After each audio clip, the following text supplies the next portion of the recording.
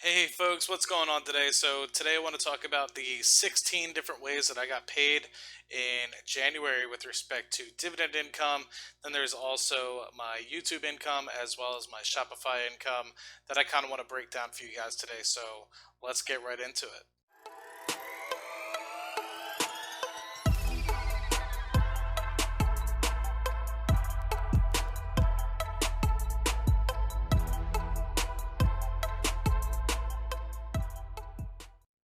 All right, guys. So before we actually jump into the 16 companies that paid me and then Shopify and YouTube income, let's do a quick overview of the portfolio. You guys can see that the portfolio has dropped pretty substantially over the past week or so due to the issues that we're having with respect to the market and the coronavirus, and people are getting a little worrisome about that. I'm not too upset about it. I probably have lost, I guess, ten to $15,000, but that's partially been offset by the $5,000 that I put into savings, which you'll see kind of come into play when you get into this cash bucket here. But what you can basically see here is the dividend yield of the entire portfolio. If you look here in the upper right, the actual dividend yield or dividend portfolio size with respect to the dividend portfolio and 401k, and then all the different sectors broken down either by income or value on the right hand side, and then also the yield by sector here on the very right hand side of this graph here. And that yield by sector is also represented down here, so you don't have to get too hung up on that. But looking specifically at the portfolio value that we have here now, going clockwise, consumer discretionary is around 3%, staples are around 9%, energy holding strong at about 19%, although it is coming down 16% for financials, 13% for real estate, which is going down as well. 9% for healthcare, industrial sitting at about 7%, information technology sitting at about 4%, materials coming up a little bit from last time at about 4% at the moment, telecommunications services sitting at about 6%, 1% for utilities. It used to be less than half a percent, so we're coming up a little bit on that. Cash growing at 7% based off of what I recently put in. Then you have fundrise and ETFs that are both a little bit less than 1% as well. Hopping over to dividends, obviously the largest pie here is energy. That's just based off the fact that we have 19% of the value of the portfolio in energy stocks, and though generally speaking, yielding a lot higher of a percentage yield at 6.5%, as you can see here. And then it's followed by financials and real estate. You can see that the financials around 4%, and the real estate is also somewhat up there in terms of yield at about 4.5% as well. Then you're getting into the healthcare sector, which is 8% of the income. That's mostly my ABBV position, but also slightly lowered in terms of the yield aspect of things if you are considering my investment in Johnson& and Johnson. And then you have information technology, industrials kind of sitting side by side with materials as well, coming at about 5%. 7% coming from telecommunication services, and this 10% wedge here is consumer staples. So portfolio is looking rather healthy, but like I said, we have dipped now back into the $300,000 range, and this is even after I've added another $5,000 to the portfolio. So I think at the maximum we were up to around 406,000. And so if you take out the 5,000 that I added a little bit earlier yesterday or today, I forget when I did that, drops from 406,000 to 392,000. So $14,000 loss in terms of the portfolio, and that's partially offset here back up to the 397 with the $5,000 addition into the portfolio. Monthly income here is about 979 in terms of dividends, so we're getting very close to the $1,000 a month goal. But that doesn't really matter anymore because we have the YouTube income, we have the Shopify income continuing to increase, and so now this is kind of a byproduct of me just trying to maximize income from the portfolio while still managing risk and while still managing uncertainty and overbalancing in any specific sectors. So let's jump right into the actual dividends that I received in 2020 January so far. So it'll be highlighted here in this red space here, and let me kind of just zoom in slightly into the 2020 dividends, and we can kind of break down into how it shows up in terms of goals and actuals here. So we had Bank of Nova Scotia that hooked me up with around $71 or so. Main Street Capital hooked me up with $29. Altria Group hooked me up with $115, which is nice because that buys me another two and a half shares, which is awesome. Realty Income Corp gives me up to $11. Pepsi, $52, so it's about half a share or so. Stag Industrial is about $15, which is astonishing because I think when I first started investing in this, it was $10 or $11 per share, and I've been reinvesting the dividends, so up about 50% in terms of total payout from that. Starwood Property Trust here at $33, and you have U.S. Bank here at $9. Smaller position, both the financials that I've invested in, Wells Fargo, USB, and some of the others, have taken a dip recently. So although they are my heavier weighted ports of the portfolio in terms of the sectors that I'm invested in, I believe it is a current good value to purchase at US Bank at the moment. But anyway, different story for a different day. You have Cyrus One or Cone, ticker symbol at $38. Disney paid me $45. Main Street Capital again in the Roth IRA here at $32. Philip Morris paying me about $78 or so. Then you have WP Carey, which paid me $79 as well. Quarterly dividend will go up to $80 once we get into the April timeframe. Then you had Ultra Group again paying me $22, and this is in my computer shares account here. Then you have Keurig Dr. Pepper pays me less than $1, 84 cents or so.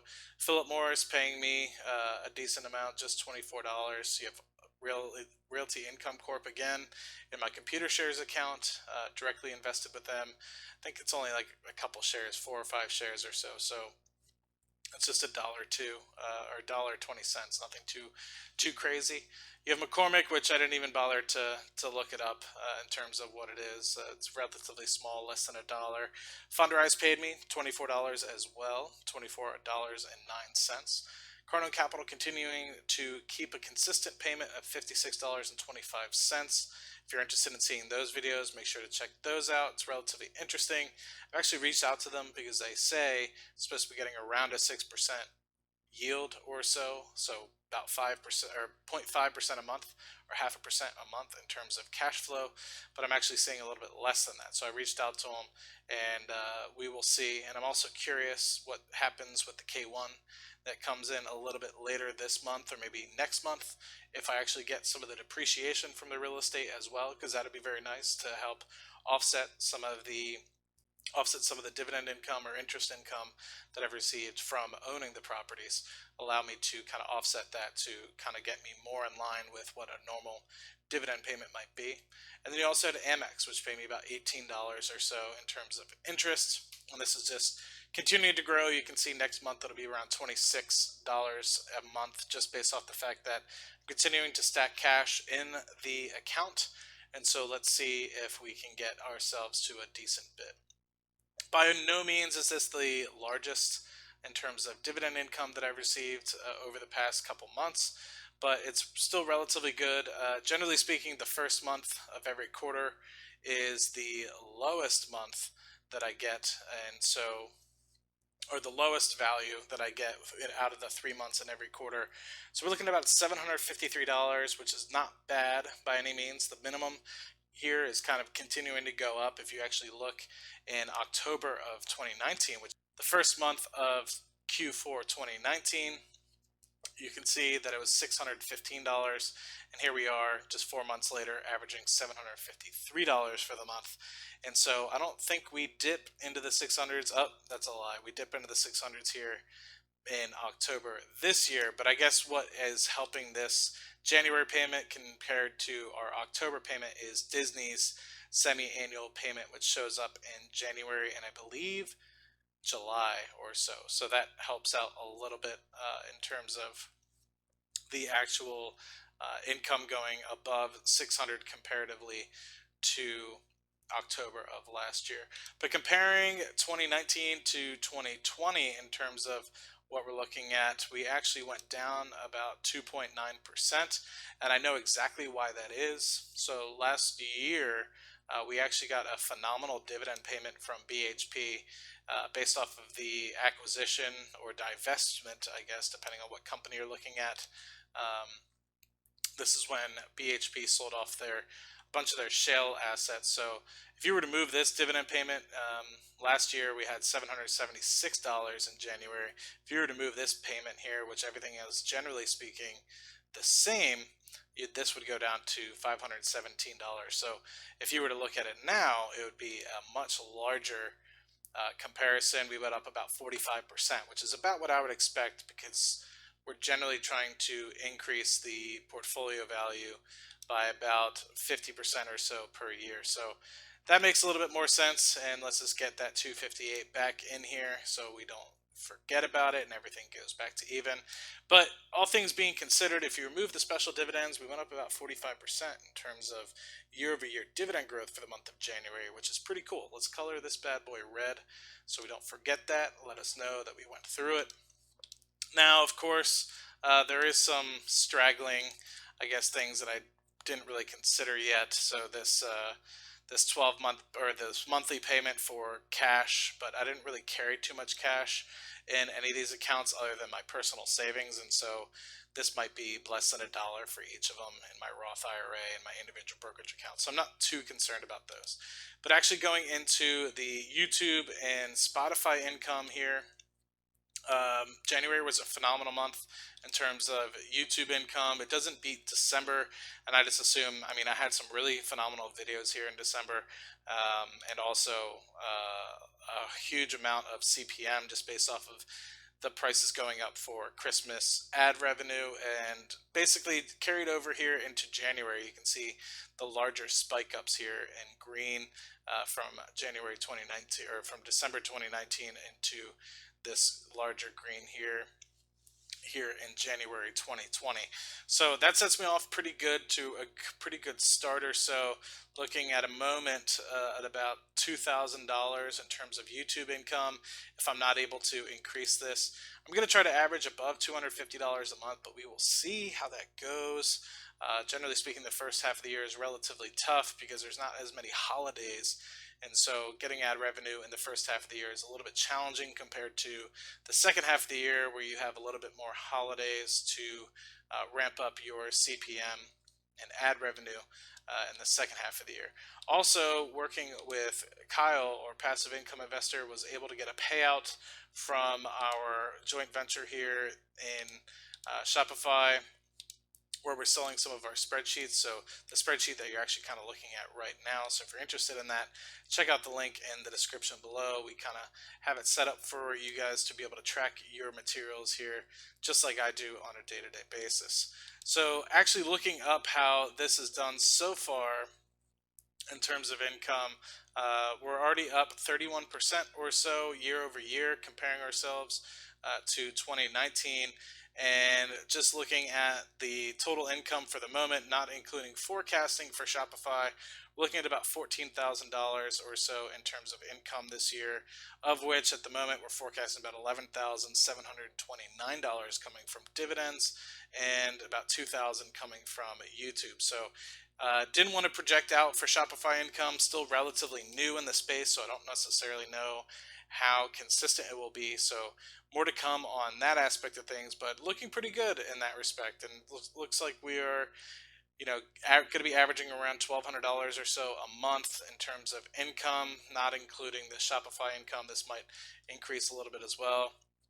So just kind of adding everything together here, we ended up with an overall monthly performance of around $1,600 in terms of income that wasn't coming from my W-2 normal job, which is, I think, pretty good. I think that might be my best month yet. Obviously, that has a lot to do with the YouTube income, so I appreciate you guys continuing to watch and support the channel, watching the ads, hopefully clicking on them if they are relevant to what you want to be looking at. And of course, you have the Shopify income, which came in just over $490 or so. So that was a big help as well. And then the dividend income, which was around the 750 or so range. So all those things adding up together, really good month, just under $1,600, which is pretty awesome. Hoping to continue to grind and hopefully continue to grow that income through time. so that I can continue to focus more on the other businesses that I have and continuing to rely a little bit less on my W 2 income. Now, I love what I do on a day to day basis, but it is nice to know that I don't necessarily need to rely on one income, and will allow me to set myself up in terms of passive income, whether that's through dividends, whether that's through internet income, or whether that's through YouTube income, all trying to feed together to get myself into a financial independent situation here. So that way I can focus a little bit more on what's important, like my health, friends, family, and not necessarily focus 100% on my job.